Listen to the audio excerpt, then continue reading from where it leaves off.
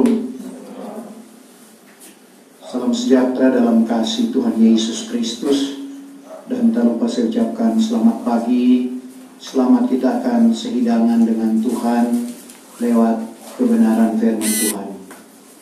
Tuhan Yesus pernah berkata lewat khotbahnya di atas bukit, berbahagialah orang yang lapar dan dahaga akan kebenaran, karena mereka itu akan dijamu sehingga kenyang. Kalau kita lapar dan dahaga akan kebenaran firman Tuhan, tentunya kita akan dijamu oleh Tuhan lewat kebenaran firman Tuhan yang sebagai roti yang hidup yang turun dari sorga. Saya percaya bahwa Bapak Ibu Saudara sekalian yang ada tentunya merasa lapar dan dahaga akan firman Tuhan. Buktinya Bapak Ibu sehidangan dengan Tuhan lewat firman Tuhan. Dan firman Tuhan itu juga merupakan pelita bagi kaki kita dan suluh pada jalan kita. Sehingga dengan adanya terang firman Tuhan, kita mengetahui di mana kaki kita akan melangkah. Dengan adanya terang firman Tuhan, kita tahu di mana kaki kita akan berpijak. Untuk itu Bapak Ibu Saudara, kita berdoa tentunya di dalam hati kita masing-masing, supaya firman Tuhan menjadi jawaban di dalam setiap kehidupan kita pada saat ini. Dan saya tidak berkomentar lebih panjang lagi. Segera kita akan membaca firman Tuhan yang saya ambil di dalam kitab Wahyu, pasal yang ke-5, ayatnya yang ke-7 sampai ayat yang ke-14. Saya akan baca dalam Alkitab terjemahan lama. Dan untuk itu saya jemput Bapak Ibu Saudara sekalian bangkit berdiri. Wahyu pasal yang ke-5 ayat yang ke-7 mulai, firman Tuhan berkata, maka datanglah anak domba itu mengambil kitab itu daripada tangan kanan dia yang duduk di atas aras itu. Setelah diambilnya kitab itu, maka sujudlah keempat sat yang hidup dan ke-24 ketua-ketua itu di hadapan anak domba itu masing-masing sedang memegang kecapi, dan masing-masing sedang memegang kecapi dan bokor emas penuh dengan kemenyan, yaitu segala doa orang-orang suci. Maka menyanyilah mereka itu suatu nyanyian baharu. Bunyinya, berlayalah engkau mengambil kitab itu dan membuka meterainya, karena engkau sudah tersembelih, lalu dengan darahmu engkau menebus orang bagi Allah daripada tiap-tiap suku dan bahasa dan kaum dan bangsa. Dan engkau telah menjadikan mereka itu bagi Tuhan kita suatu kerajaan dan imam-imam, lalu mereka itu memerintah di atas bumi. Maka aku tampak dan aku dengar suara malaikat yang banyak sekeliling aras dan segala sat yang hidup dan segala ketua-ketua itu, maka banyaknya itu beribu-ribu laksa, yang mengatakan dengan suara nyaring, berlayak anak domba yang tersembelih itu menerima kuasa dan kekayaan dan hikmat dan kekuatan dan hormat dan kemuliaan dan puji.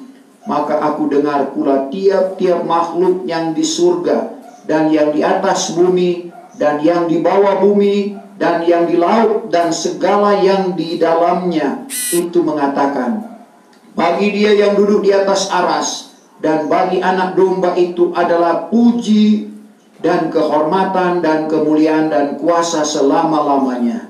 Maka keempat sat yang hidup itu mengatakan amin, dan segala ketua itu sujudlah menyembah. Terima kasih. Puji Tuhan, silakan duduk.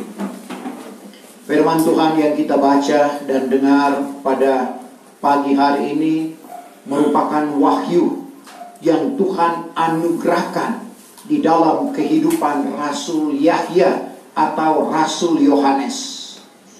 Pada ayat sebelumnya yang sudah dijelaskan pada minggu yang lalu, bagaimana kepedihan yang ada pada Rasul Yahya karena tidak ada seorang pun yang cakap.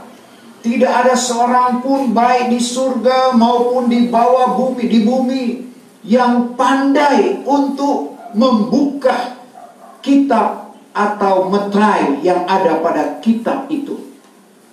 Sesungguhnya ini berbicara tentang rahasia yang akan terjadi di akhir zaman ini, mendahului kedatangan Tuhan kita Yesus Kristus.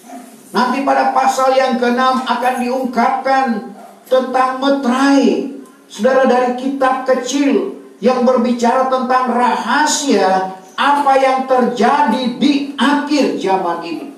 Sebagaimana kita ketahui bahwa kitab Wahyu menceritakan hal-hal yang sudah terjadi, terutama pada pasal kedua dan pasal yang ketiga, menceritakan nasihat kepada 7 sidang yang ada di Asia Kecil, yang tadinya semua menerima pengajaran yang diwahyukan oleh Tuhan.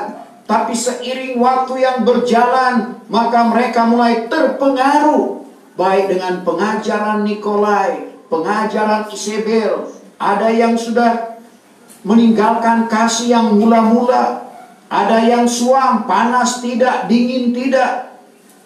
Dan ini menggambarkan juga kehidupan gereja Tuhan di ujung akhir zaman ini. Untuk itu firman Tuhan yang diwahyukan ini sangat berfaedah bagi kita. Karena Paulus menyuratkan kepada kepada Timotius, bahwa firman yang diwahyukan Allah itu berfaedah bagi pelajaran, menyatakan yang salah, memperbaiki yang rusak, dan mengajarkan jalan yang benar. Karena sebagaimana kita ketahui bahwa jalan yang patut dijalani oleh umat, sebagaimana umat Israel, jalan yang patut dijalani oleh umat sudah dibongkar oleh pemimpin. Kita baca dulu Yesaya 3 ayatnya yang ke-12. Bahwa pengerah umatku itu anak-anak jua adanya. Pengerah umatku anak-anak jua adanya. Dan orang perempuan merajalela atasnya. Orang perempuan merajalela atasnya. Hai segala umatku. Hai segala umatku. Kamu disesatkan oleh pemimpinmu. Kamu disesatkan oleh pemimpinmu. Dan jalan yang patut kamu jalani itu. Jalan yang patut kamu jalani itu dibongkarnya. Jalan yang patut dijalani oleh umat telah dibongkar oleh pemimpin. Dan bagaimana kita mau mengembalikan atau merenovasi jalan yang sudah dibongkar oleh pemimpin? 2 Timotius 3 ayat 16 dan 17. Yang ke-16. Adapun tiap-tiap kitab yang diwahyukan Allah. Adapun tiap-tiap kitab yang diwahyukan Allah. Berfaedah bagi pelajaran. Berfaedah bagi pelajaran. Bagi hal menyatakan yang salah. Menyatakan yang salah. Bagi hal membaiki yang rusak. Membaiki yang rusak. Dan bagi hal mengajarkan jalan yang benar. Mengajarkan jalan yang benar. Ada orang hanya sanggup mengatakan salah itu, tapi dia tidak mampu untuk menyatakan yang benar. Tapi firman Allah yang diwahyukan, yang kita sementara pelajari, yang sementara kita imani saat ini, itu menyatakan yang salah, lalu memperbaiki yang rusak. Yang rusak diperbaiki, bukan ditambah rusak. Lalu mengajarkan jalan yang benar. Sebab itu di akhir zaman ini bukan lagi wahyu firman sebagaimana yang dialami dan dirasakan oleh Rasul Yahya. Tetapi bagi kita yang hidup di akhir zaman adalah wahyu pengajaran. Apa yang sudah difirmankan di dalam Alkitab, saudara, itu diungkapkan lewat wahyu pengajaran. Sehingga apa yang belum kita ketahui, Tuhan ungkapkan itu. Simbol-simbol yang ada di dalam Alkitab, termasuk Wahyu pasal yang ke-6, nanti kita akan bahas itu. Tentang simbol-simbol itu dengan wahyu pengajaran, Tuhan ungkapkan itu di dalam kehidupan kita. Sehingga pada waktu Rasul Yahya dia menangis, merasa sedih, tidak ada orang yang sanggup untuk membuka kitab itu. Datanglah seorang ketua yang tidak lain berbicara tentang Rasul Petrus, jangan engkau menangis. Dalam ayat sebelumnya, singa yang dari suku Yehuda, yaitu akar daun itu sudah beroleh kemenangan, sehingga ia membuka kitab dan ke-7 meterai itu. Dan ayat yang kita baca pada saat ini, ayat yang ke-7. Maka datanglah anak domba itu mengambil kitab itu daripada tangan Dia yang duduk di atas aras itu. Datanglah anak domba. Siapakah anak domba itu? Anak domba di sini tidak lain berbicara Ia yang sudah mencapai kemenangan dari iblis. Dalam kitab Ibrani pasal yang kedua, ayatnya yang ke-14. Ibrani 2 ayat yang ke-14. Sebab itu, sedang anak-anak itu sama-sama ada berdaging dan berdarah, maka ia pun demikian juga keadaannya, supaya dengan maut itu ditiadakannya Dia. Dengan maut, dengan kematian Kristus ditiadakannya Dia. Yang memegang kuasa maut. Yang memegang kuasa maut, Yaitu iblis. yaitu iblis. Dengan kematian. Yohanes 1 ayatnya yang ke-29. Yohanes Pembaptis berkata, lihatlah anak domba Allah yang mengangkut dosa isi dunia ini. Dengan kematian Kristus merupakan penebusan bagi Bapak, Ibu, saya dan saudara. Untuk mendapatkan sesuatu, seperti kita perhatikan, orang menggadaikan barang, untuk mengambil itu harus ada penebusan. Demikian juga kita yang tidak bertuhan, kita yang tidak berpengharapan, yang disebut sebagai orang kafir.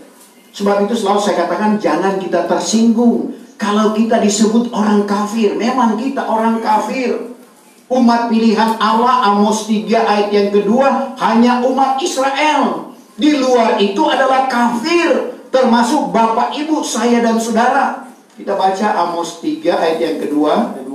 Daripada segala bangsa yang di atas bumi. Daripada segala bangsa yang di atas bumi. Hanya kamu yang sudah kukenal. Sampai di sini. Hanya kamu. Hanya umat Israel yang dikenal oleh Tuhan.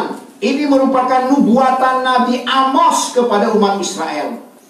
Sehingga tadinya kita yang tidak bertuhan, Efesus pasal 2 ayat 11 sampai 13, tidak berpengharapan di dalam dunia ini. Dengan kematian, dengan penebusan. Tadinya sementara kita menuju kepada kebinasaan, tapi begitu besar kasih Allah akan dunia ini, sehingga dikaruniakannya anaknya yang tunggal. Tuhan berikan anak yang tunggal untuk menebus dosa Bapak, Ibu, saya dan saudara. Karena ada yang mengatakan, kalau Dia Tuhan mengapa harus mati?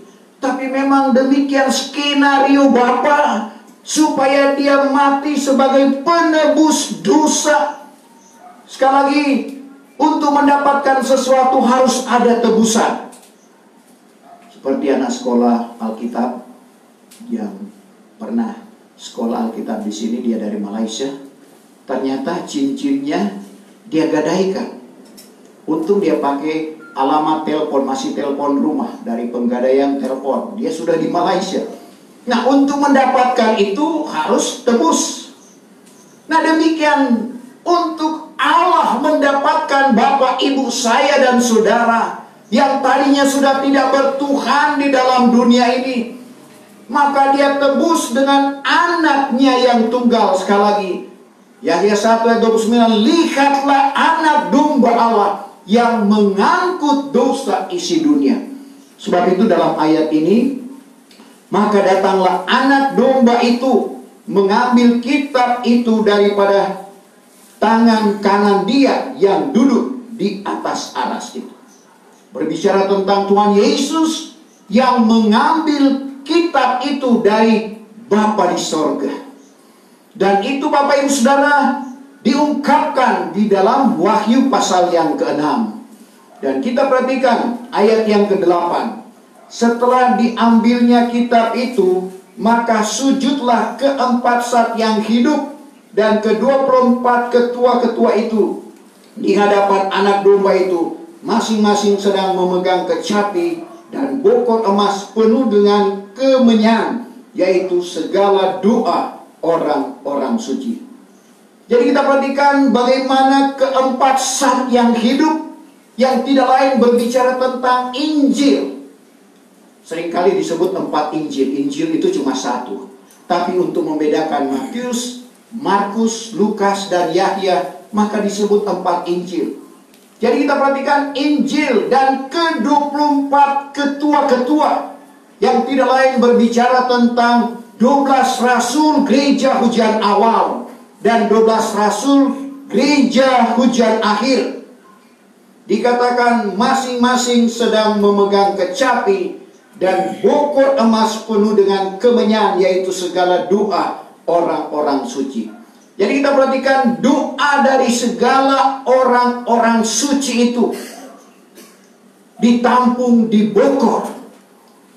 Saudara, dan satu waktu dalam Wahyu pasal yang ke-16, bokor itu akan berubah menjadi murka bagi orang-orang yang tidak melakukan kebenaran firman Tuhan, atau orang-orang yang bermasa bodoh yang akan masuk pada zaman antikris dalam ungkapan meterai yang ke-7 dalam Wahyu pasal yang ke-8. Karena kita perhatikan meterai yang ke-7 itu adalah berbicara tentang zaman antikris. Di akhir dari zaman antikris itu, Bapak Ibu Saudara, ada pencurahan bokor murka Allah. 7 bokor murka Allah yang akan dicurahkan. Tapi bagi Bapak Ibu saya dan saudara, kalau kita setia dan meningkatkan kehidupan rohani kita, dan kita tidak mengalami kematian sebelum zaman antikris, maka kita akan disingkirkan. Dikatakan jauh daripada mata ular. Karena iblis alias setan akan dicampakkan ke bumi, dan dia akan berkuasa karena satu kali dia akan mengalami kekalahan, dan dia akan dicampakkan ke bumi sebagaimana rahasia Wahyu pasal yang ke-12 ayat 7-9. Kalau sekarang dia masih naik turun sorga, buktinya dalam Ayub 1, suatu hari ayat 6, anak-anak Allah menghadap Tuhan, ternyata setan juga menghadap Tuhan. Karena dia memang dari sana. Dia adalah malaikat kirub, malaikat yang diurapi. Tapi karena kesombongannya, dia dicampakkan ke bumi. Dan dialah yang menggoda manusia, termasuk manusia pertama, akhirnya jatuh ke dalam dosa. Dan dia juga yang berusaha untuk menjatuhkan iman Bapak Ibu saya dan saudara. Tapi satu waktu kelak akan terjadi peperangan di sorga. Setelah 144.000 perawan yang suci nanti akan mengandung seperti Maryam, bahkan lebih suci dari Maryam, maka anak-anak mereka akan disambar ke aras Allah. Lalu di sana terjadi peperangan, karena ular tua iblis atau setan itu juga dia naik, dan terjadi peperangan di sorga. Kita baca Wahyu 12 ayat 7 mulai.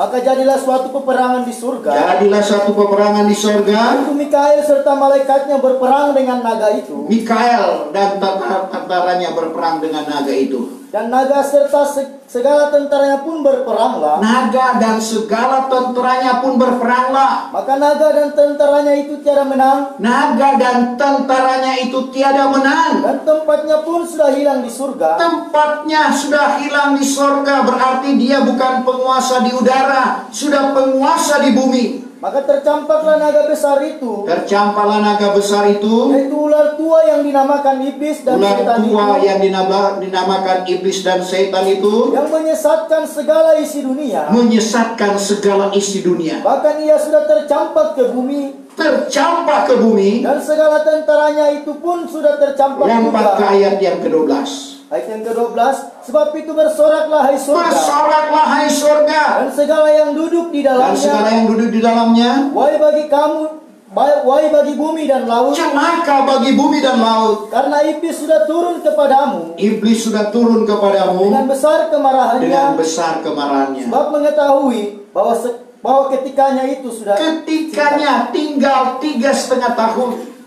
Pada waktu dia dicampakkan ke bumi, dia berusaha untuk melulur perempuan yang sudah melahirkan 144.000 anak laki-laki, dan juga gereja pengantin. Tetapi waktu itu dengan sayap burung nasar yang besar, maka gereja pengantin terbang, diangkat pada keangkatan gereja Tuhan. Karena Matius 24 ayat 30-31, di mana Tuhan Yesus akan datang di atas awan dari langit. Inilah kedatangan Tuhan pada kali yang kedua, pada fase yang pertama. Dia tidak berpijak di bumi, dia hanya di atas awan dari langit. Dan dia menyuruhkan malaikat untuk meniupkan sangkakala yang besar bunyinya, dan menghimpunkan sekalian orang yang terpilih dari tepi langit ke tepinya yang lain. Sebab itu ada pujian yang sesuai dengan firman Tuhan ini, yaitu kalau bunyi sangkakala, kala bunyi sangkakalaku ada. Karena kalau bunyi sangkakala kita tidak ada di sana, berarti kita ada di bumi. Kalau kita belum meninggal, Bapak Ibu Saudara, berarti sengsara dan penderitaan akan menanti kehidupan kita. Karena iblis akan dicampakkan dan dia penguasa di bumi selama 3,5 tahun. Itulah zaman antikris. Tapi bagi kita yang setia mempertahankan kebenaran, yang meningkatkan keimanan rohani kita, kita akan diangkat pada keangkatan gereja Tuhan. Saudara, kita akan disingkirkan jauh daripada mata ular itu, sehingga kita tidak akan mengalami penderitaan, kita tidak akan mengalami kerusakan yang besar yang dikatakan oleh Tuhan Yesus dalam Matius 24 ayat 21. Kerusakan yang belum pernah terjadi dan tidak pernah akan terjadi lagi. Kalau mau dipikir kerusakan apa yang belum pernah terjadi, saudara, penyiksaan sesama. Kita perhatikan sekarang ada yang memutilasi istri, anak. Sebaliknya, begitulah saudara kerusakan yang sementara terjadi. Tapi ternyata ada kerusakan yang lebih fatal lagi yang akan terjadi, yang belum pernah terjadi selama ini, yaitu orang mau suka mati, tapi mati lari dari mereka itu. Kalau sekarang kalau kita mau mati gampang, kita minum racun, mati, masuk neraka, bunuh diri namanya, tidak berkenan kepada Tuhan. Tapi kita lihat pada zaman antikris itu ada 5 bulan lamanya. Dalam Wahyu pasal 9 ayat 4 sampai ayat 6. Tidak mengapa kita baca ayat itu. 4. Maka dikatakan kepadanya, bahwa tidak boleh ia merusakkan rumput yang di bumi. Rumput di bumi tidak boleh dirusakkan. Atau barang tumbuh-tumbuhan. Tumbuh-tumbuhan pun tidak boleh dirusakkan. Atau barang pohon kayu. Pohon kayu tidak boleh dirusakkan. Melainkan hanya manusia yang tidak bermeterai Allah di dahinya. Hanya manusia yang tidak bermeterai Allah di dahinya. Maka dipesankan kepadanya. Supaya jangan membunuh mereka itu. Jangan membunuh mereka itu. Hanya menyiksakan 5 bulan lamanya. Menyiksakan 5 bulan lamanya. Adapun siksanya itu seperti siksa tatkala orang disengat kala jengking. Pada masa itu kelak orang akan mencari mati. Pada masa itu orang akan mencari mati. Tetapi tiada dapat. Maka suka mereka itu akan mati. Tetapi mati itu lari daripada mereka. Lari dari mereka itu. Itu yang terjadi, belum pernah terjadi. Bahkan pada pencurahan bokor murka Allah yang keempat dalam Wahyu 16 ayat 8. Saudara, di mana matahari diberi kuasa oleh Tuhan untuk menghanguskan manusia, tapi tidak mati. Saudara, bayangkan kalau sudah hangus tapi tidak mati. Karena mereka tidak mau bertobat, berarti belum mati. Kalau orang sudah mati, tidak perlu ada istilah bertobat. Saudara, maka mereka masih menghujat Allah, terbakar. Kalau ada yang lihat di grup yang dipost oleh Bapak Togatorop di NTT, bagaimana motor yang meledak, lalu yang menunggangi motor itu terbakar. Saya lihat Bapak Ibu Saudara, ini matahari diberi kuasa untuk menghanguskan tapi tidak mati. Orang yang terbakar itu mati. Tapi ini kita lihat Wahyu 16 ayat 8, 9, bokor murka Allah yang keempat. Ayat 8. Maka malaikat yang keempat itu pun mencurahkan bokornya ke atas matahari, Lalu matahari itu beroleh kuasa Matahari beroleh kuasa menghanguskan segala manusia dengan api. menghanguskan manusia dengan api, tetapi tidak mati. Maka segala manusia itu pun hanguslah Hanguslah, dengan hangat yang amat sangat. panas yang amat sangat. Lalu mereka itu menghujat nama Allah yang Masih berkuasa, menghujat, berarti belum mati. Masih menghujat Allah. yang berkuasa atas segala bala itu. Tiada pula mereka itu bertobat, Mereka juga tidak bertobat, sehingga memberi hormat kepadanya. sehingga memberi hormat kepada Allah.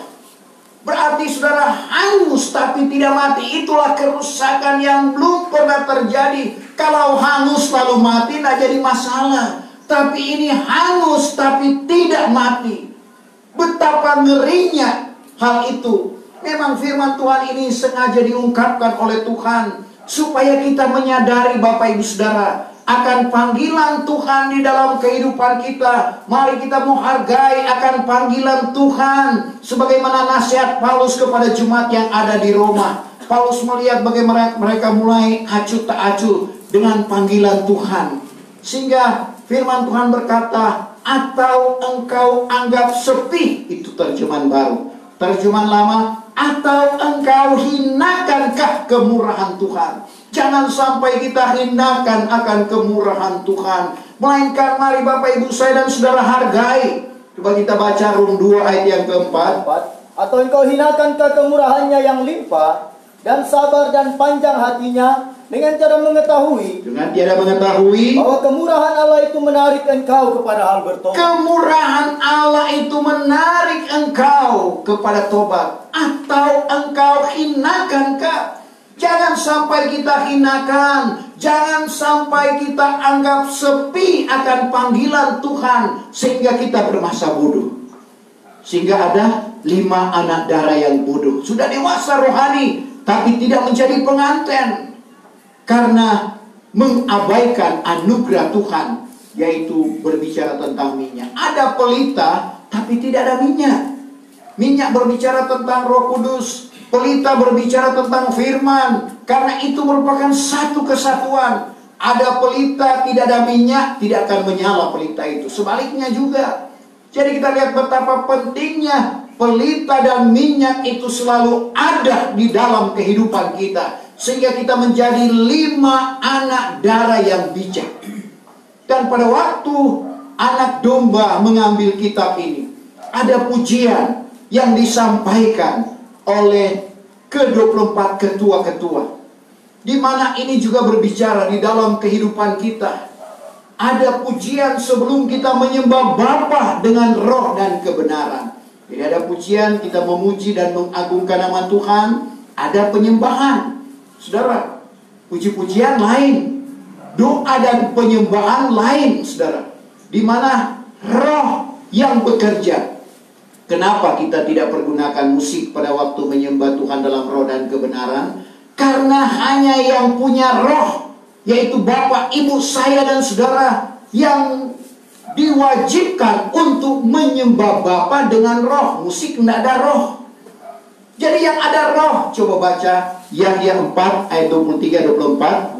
Tetapi masanya akan datang. Masanya akan datang. Dan sekarang sudah sampai. Sekarang sudah sampai. Bahwa segala penyembah yang benar itu segala penyembah yang benar akan menyembah Bapa dengan roh dan kebenaran. Akan menyembah Bapa dengan roh dan kebenaran. Karena Bapa itu berkenan akan orang yang sedemikian itulah menyembah Dia. Terus Allah itu roh adanya. Allah itu roh adanya. Maka orang yang menyembah Dia, orang yang menyembah Dia, wajiblah menyembah dengan roh dan kebenaran. Wajib menyembah dengan roh dan kebenaran. Jadi kita ini yang ada roh yang diwajibkan untuk menyembah Bapa dengan roh dan kebenaran. Sehingga wujud firman Tuhan Matius 18 ayat 20. Di mana 2-3 orang berhimpun atas nama Tuhan, di situ Tuhan ada. Sebagaimana yang disuratkan oleh Paulus dalam 1 Korintus 14 ayat 26. Apabila kamu berhimpun, masing-masing ada dengan mazmur, yaitu nyanyian di dalam roh.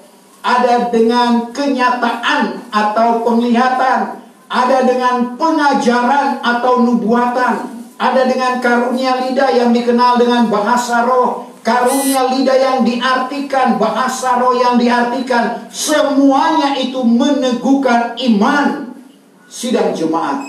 Itulah wujud perhimpunan sebagai orang yang percaya kepada Tuhan dan memiliki anugerah-anugerah Roh Kudus. Sebab itu, bagi yang belum, perlu meminta kepada Tuhan. Karena Tuhan akan memberi. Firman Tuhan bilang, kamu yang jahat sekalipun, apabila anak kamu meminta, maka dia akan memberi. Apalagi Bapa di sorga. Lukas 13 ayat 11 kalau tidak salah. Lukas 11 ayat 13. Lukas 11 ayat yang ke-13. Sebab itu, jikalau kamu yang jahat sekalipun, tahu juga memberi pemberian yang baik kepada anak, anak-anakmu, apatah lagi Bapamu yang di surga, Bapa di surga akan memberi Roh Kudus kepada orang yang memohonkan daripadanya. akan memberi Roh Kudus kepada orang yang memohon kepadanya. Itu perlu kita miliki, Bapak Ibu Saudara. 1 Korintus 14 ayat 1. Hambatlah atau kejarlah olehmu kasih, dan usahakanlah dirimu memperoleh segala karunia yang rohani, terutama supaya kamu bernubuat. Itulah anjuran yang disampaikan oleh Paulus kepada jemaat yang ada di Korintus, dan itu biarlah menjadi milik dan bagian kita. Jadi kita perhatikan, perlu kita memohon, tapi jangan salah permintaan. Karena kalau kita salah permintaan, Tuhan tidak akan mengaruniakan. Yakobus 4 ayat 2, kita perhatikan. Yakub 4 ayat 2. Kamu menaruh keinginan, tetapi tiada beroleh. Kamu bunuh dan berdengki, Terus, tetapi tiada memperoleh. Kamu berkelahi dan berperang, tetapi tiada beroleh, sebab tiada kamu minta. sebab kamu tidak minta. Maka kamu minta, tetapi tiada beroleh, Tidak beroleh. sebab salah permintaan. Salah permintaan. Yaitu sebab kamu hendak menghabiskan menurut hawa nafsu. Jadi ada orang yang memohon, meminta kepada Tuhan, tapi Tuhan tidak berikan karena salah permintaan. Memang Matius 7:7, pintalah maka kamu akan diberi. Ketuklah maka pintu akan dibuka. Carilah maka kamu akan mendapat. Tapi kita minta sesuai dengan kehendak Tuhan, sesuai dengan kebenaran firman Tuhan. Biarlah kita sekalian yang ada meminta kepada Tuhan kekayaan rohani. Karena apa yang ada di dalam dunia ini adalah sia-sia adanya. Tetapi kekayaan rohani itu akan membawa kita kepada satu kehidupan yang kekal. Dan lanjut Bapak Ibu Saudara ayat 9. Maka menyanyilah mereka itu suatu nyanyian yang baru. Bunyinya, berlayarlah engkau mengambil kitab itu dan membuka meterainya, karena engkau sudah tersembelih. Lalu dengan darahmu engkau menebus orang bagi Allah daripada tiap-tiap suku dan bangsa dan kaum dan bahasa. Sudah diungkapkan tadi Bapak Ibu Saudara, bagaimana kita yang sudah ditebus oleh Tuhan, sehingga di dalam kehidupan kita ini, bagaimana darah Kristus. 1 Petrus 2 ayatnya yang ke-24, disucikan oleh darah Kristus. 1 Petrus 2 ayat yang ke-24. Dia sendiri sudah menanggung segala dosa kita dalam tubuhnya di atas Jadi kita kayu lihat, salib. dia sudah menanggung dosa kita di atas kayu salib. Dia telah tersembelih di atas kayu salib. Supaya kita dimatikan daripada dosa. Supaya kita dimatikan daripada dosa. Lalu hidup bagi hal yang benar. Maka dari sebab pilurnya kamu sudah disembuhkan. Dari sebab luka-luka Yesus, kita disembuhkan. Jadi bilurnya, penderitaannya, saudara, membuat kita diselamatkan oleh Tuhan. Sehingga kita perlu hargai akan hal itu. Dan ayat yang ke-10 berkata, dan engkau telah menjadikan mereka itu bagi Tuhan kita suatu kerajaan dan imam-imam, lalu mereka itu memerintah di atas bumi. Kita perhatikan, kita dijadikan keturunan imam, kita dijadikan keturunan raja. Ini satu hal yang luar biasa. Sebagaimana suratan Paulus yang ditujukan kepada suratan Petrus maksudnya, ditujukan kepada orang-orang pilihan yang ada pada zamannya di Pontus, Galatia, Kapadokia, Asia dan Bitinia. Di mana Petrus ungkapkan 1 Petrus 2 ayat yang ke-9 dan ayat yang ke-10. Yang ke-9. Tetapi kamu inilah suatu keluarga yang terpilih, Kamu, bapak, ibu, saya dan saudara dijadikan satu keluarga yang terpilih. suatu imamat yang berkerajaan, Asal kata imam dan raja, suatu imamat yang berkerajaan. Kita dijadikan keturunan imam karena dia adalah imam besar. Kita dijadikan keturunan raja karena dia adalah raja di atas segala raja, yaitu Tuhan Yesus Kristus. suatu bangsa yang kudus, Suatu bangsa yang kudus. suatu kaum milik Allah sendiri, Kita menjadi kaum milik Allah. supaya kamu memasyurkan segala kebaikan Tuhan Tugas kita untuk memasyurkan segala kebaikan Tuhan. yang telah memanggil kamu keluar dari dalam gelap, Tadi kita di luar tabernakel dalam kegelapan, masuk ke dalam terangnya yang ajaib. masuk ke dalam terang yang ajaib. Sampai di situ. Terang yang ajaib dalam pelajaran tabernakel, ada halaman diterangi oleh matahari, bulan, dan bintang. Ada kamar suci atau kemah suci diterangi oleh kaki dian atau pelita emas. Tapi di kamar maha suci tidak ada benda, tidak ada alat yang menerangi ruangan itu. Itulah yang dimaksud, kamu telah dibawa kepada terang yang ajaib. Karena pada waktu imam besar melakukan imamat, terang yang ajaib yaitu skena glory terbuka. Di sana Allah menampakkan kemuliaannya dan dia bersuara kepada imam besar. Demikian di dalam ibadah kita. Di kamar suci ada mezbah dupa di mana kita menyembah Bapa dengan roh dan kebenaran. Tirai terbelah, lalu kita masuk ke kamar maha suci. Di sana kita dengar suara Tuhan lewat karunia nubuatan. Di sana kita boleh melihat kemuliaan Tuhan lewat karunia penglihatan. Itulah terang yang ajaib. Dan di sana Allah bersuara. Membuktikan Matius 18. Matius 20 ayat 18 ya. 18 ayat 20. Di mana 2-3 orang berhimpun atas nama Tuhan. Sekarang semua produk lewat iklannya ingin bukti. Kami memberikan bukti, bukan janji. Begitu juga dengan firman, apalagi saudara. Memberikan bukti, bagaimana bukti di mana 2-3 orang berhimpun atas nama Tuhan. Kita boleh melihat kemuliaan Tuhan. Kita boleh mendengar suara Tuhan. Itulah bukti kehadiran Tuhan di dalam setiap peribadatan kita. Dan luar biasa Tuhan membawa kita kepada satu kemuliaan yang luar biasa.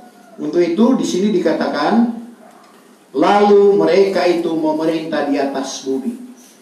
Pemerintahan yang dijanjikan oleh Tuhan dalam kehidupan kita ada 2 periode. Saudara, sama dengan pemerintah yang ada di bumi ini. 2 periode. Tapi periode di dalam dunia ini ya 5 tahun.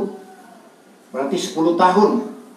Tapi kita lihat periode yang pertama, Wahyu 20 ayatnya yang ke-4 sampai ayat yang ke-6 adalah 1000 tahun.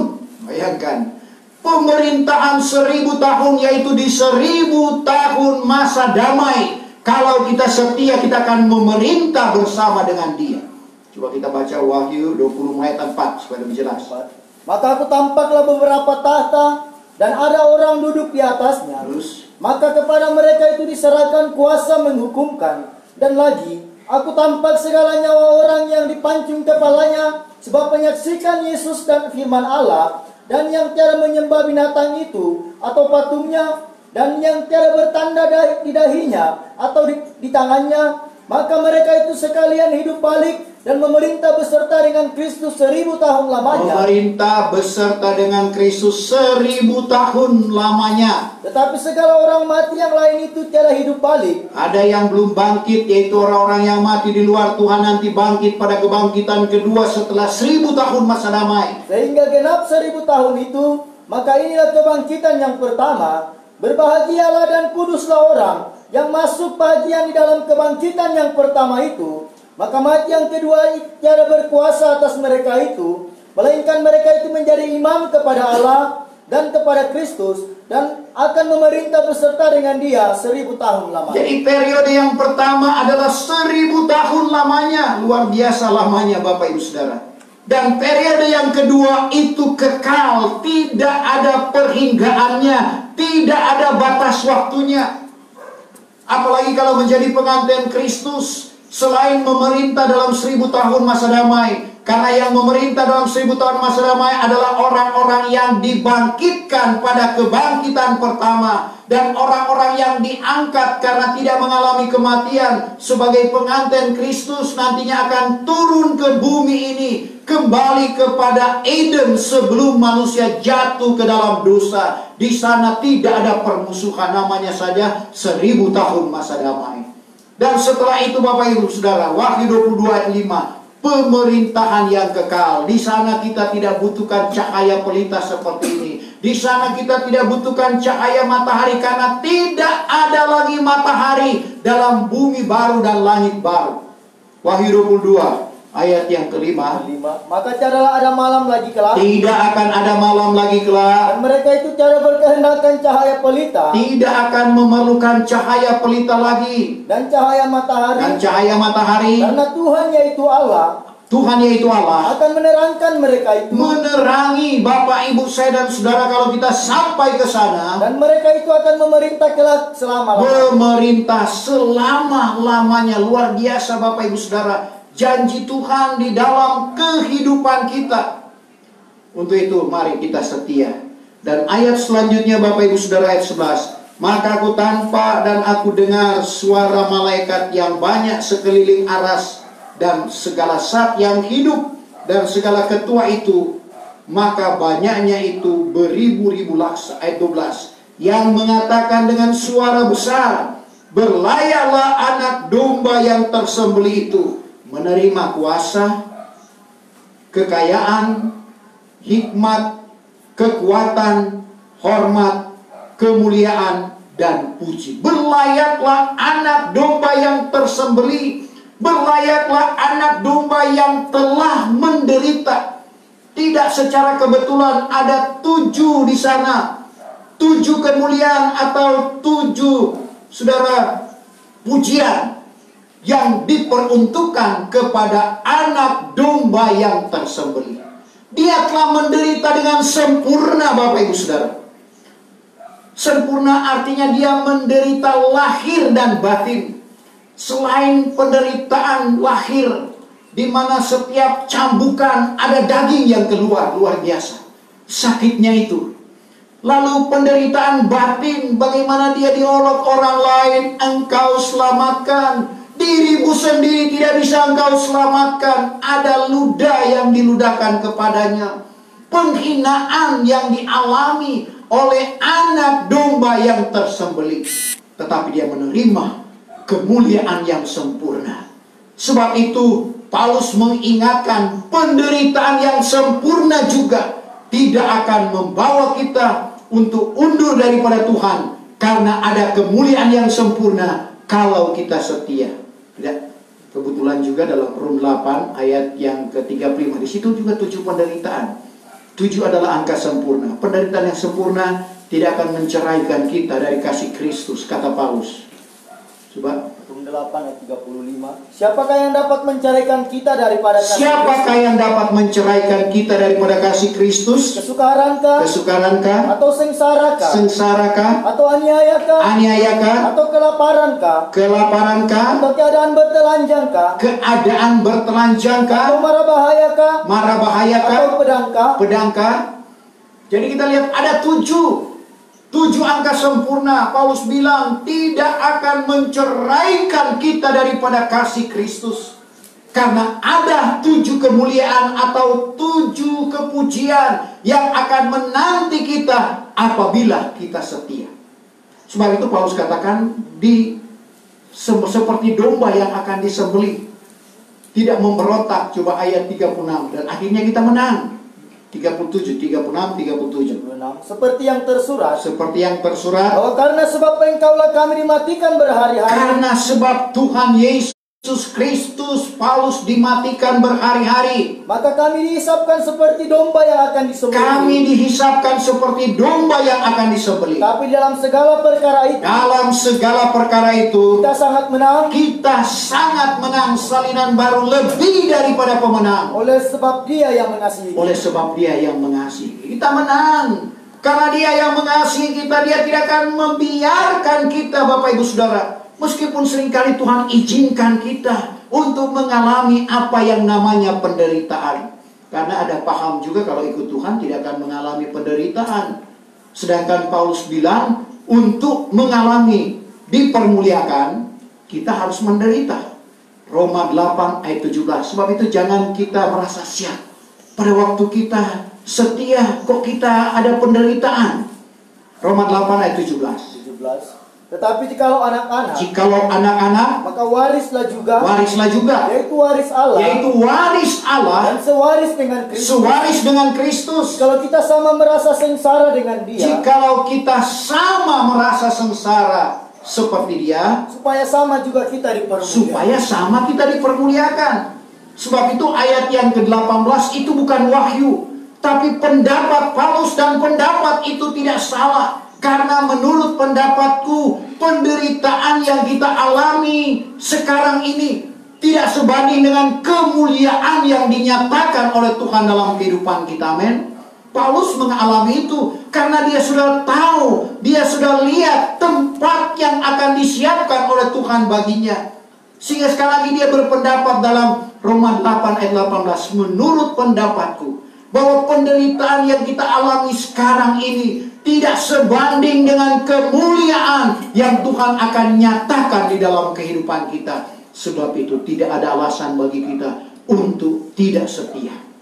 Yang Tuhan inginkan, harga mati, selalu saya katakan, Roma 10 ayat 36, tekun yang wajib. Setelah sudah melakukan kehendak Bapa, kamu akan menerima, kamu akan memegang perjanjian itu. Perjanjian itu sekarang sudah ada, tapi kita belum pegang, Bapak Ibu Saudara. Kita belum terima, kita masih akan diuji apakah kita setia atau tidak. Matius 24 ayat 13, barang siapa yang bertekun sampai ke akhir, dialah yang akan diselamatkan. Lalu ayat 13 dalam pembacaan ini, maka aku dengar pula tiap-tiap makhluk yang di sorga, dan yang di atas bumi, dan yang di bawah bumi, dan yang di laut, dan segala yang di dalamnya itu mengatakan, bagi Dia yang duduk di atas aras, dan bagi Anak Domba itu adalah puji, dan kehormatan, dan kemuliaan, dan kuasa selama-lamanya. Jadi di sini bagaimana Rasul Yahya mendengar tiap-tiap makhluk yang di sorga, yaitu tadi 4 zat yang hidup, 24 ketua-ketua, dan malaikat yang berlaksa-laksa. Begitu banyak. Lalu, dan yang di atas bumi berbicara tentang manusia. Bapak, ibu, saya dan saudara yang di atas bumi. Di bawah bumi berbicara tentang kuasa kegelapan. Di laut berbicara tentang kehidupan yang ada di laut. Segala yang di dalamnya mengatakan, bagi Dia yang duduk di atas aras itu. Sehingga kita perhatikan juga apa yang disuratkan oleh Paulus dalam Filipi 2 ayatnya yang ke-9. Segala yang di sorga, di bumi, dan di bawah bumi bertelut mengaku bahwa Yesus Kristus itulah Tuhan. Coba 1 Petrus 2 ayat 9, Filipi 2 ayat 9. Sebab itulah juga Allah sangat meninggikan Dia. Allah sangat meninggikan Dia, yaitu Tuhan Yesus Kristus. Dan menganugerahkan Dia suatu nama yang di atas segala nama, supaya dengan nama Yesus itu akan bertelut segala lutut. Dengan nama Yesus akan bertelut segala lutut. Daripada yang di surga, dan yang di atas bumi, dan yang di bumi, di bawah bumi. Dan segala lidah mengaku bahwa Yesus Kristus itu Tuhan. Yesus Kristus itu Tuhan. Kepada kemuliaan Allah, yaitu Bapa. Kepada kemuliaan Allah, yaitu Bapa. Jadi di sorga, di bumi, di bawah bumi mengaku dan bertelut Yesus Kristus adalah Tuhan. Itulah yang sementara kita imani dan percayai. Dan dikatakan di sana ada 4 hal.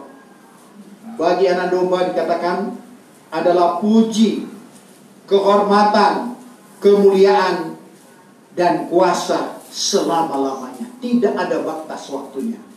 Lalu ayat terakhir, maka keempat zat yang hidup itu mengatakan amin. Amin artinya demikianlah sesungguhnya. Dan segala ketua itu sujud menyembah Dia. Jadi demikianlah firman Tuhan, karena Allah tidak berdusta. Apa yang difirmankan oleh Tuhan itu pasti akan digenapi. Kita bersyukur Tuhan boleh ungkapkan rahasia firman Allah. Apa yang akan terjadi di hadapan kita kalau sekarang kita menghadapi pandemi, menghadapi kesukaran. Bapak Ibu Saudara, sudah dinubuatkan lewat suratan Paulus kepada Timotius, 2 Timotius 3:1. Perhatikan akhir zaman, perhatikan hari-hari terakhir, akan datang masa yang sukar. Dia orang benar, dia orang fasik, akan menghadapi masa yang sukar. Tapi bersyukurlah kepada kita, karena Maliaki 3 ayat 18 berlaku. Tuhan akan bedakan. Sama-sama masuk pada masa yang sukar. Tapi Tuhan bedakan antara orang benar dan orang fasik, antara orang yang beribadah kepada Tuhan dan yang tidak beribadah kepada Tuhan. Saudara, ada bedanya seperti janda di Sarfat. Saudara, dan seperti yang dialami dirasakan oleh Elia. Janda di Sarfat tinggal tepung sedikit, minyak sedikit, bertahan, saudara, tidak pernah habis. Tuhan berkati. Sedangkan tidak ada, Tuhan jadikan ada. Apalagi yang ada, 5 ketul roti, 2 ekor ikan, 5.000 belum termasuk anak dan perempuan. Sisanya berapa? 12 bakul. Memang sulit untuk bicara tentang matematika firman. 5 ketul roti, 2 ekor ikan, yang makan 5.000 belum termasuk perempuan dan anak-anak. Sudah kenyang, masih sisa lagi 12 bakul. 7 ketul roti, 2 ekor ikan, 4.000 yang makan, sisanya cuma 7 bakul. Kalau mau dipikir lebih banyak sebenarnya. Tapi itulah Tuhan. Tapi itu sudah cukup. Luar biasa sisanya. Kalau matematika kan, kalau 7 ketul roti, 2 ekor ikan berbeda dengan 5 ketul roti, 2 ekor ikan. Lebih banyak yang makan, lebih banyak sisanya. Saudara, lebih sedikit yang makan, banyak 7 ketul roti, sisanya 7 bakul. Kalau kita perhatikan akan firman Tuhan itu. Tapi disinilah bedanya sekali lagi.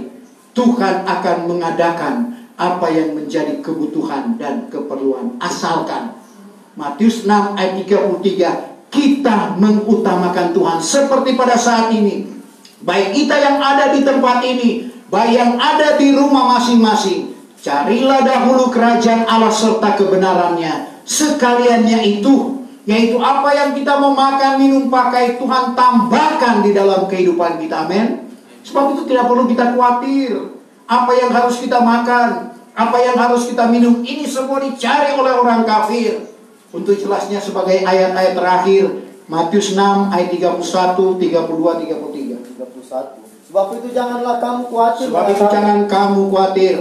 Apakah yang hendak kami makan? Apa yang hendak kami makan? Atau apakah yang hendak kami minum? Apa yang hendak kami minum? Atau apakah yang hendak kami pakai? Atau apakah yang hendak kami pakai? Karena semuanya ini dituntut oleh orang kafir. Semua dituntut oleh orang kafir. Padahal Bapamu yang di surga Bapamu di sorga terlebih tahu. Segala perkara itu perlu bagi semua kami. Itu perlu bagi Bapak, Ibu, saya dan saudara. Kita perlu makan, kita perlu minum, kita perlu pakaian. Tetapi carilah dahulu kerajaan Allah yang serta Tuhan kebenarannya. inginkan. Carilah dahulu kerajaan Allah serta kebenarannya. Karena banyak orang cari kerajaan Allah, tapi tidak mencari kebenaran. Tapi bersyukurlah Bapak, Ibu, saya dan saudara, kita cari kerajaan Allah serta dengan kebenarannya. Maka sekaliannya itu juga akan ditambahkan. Sekaliannya apa yang kita mau makan, minum, pakai, Tuhan tambahkan di dalam kehidupan kita. Saya jemput Bapak, Ibu, saudara untuk bangkit berdiri.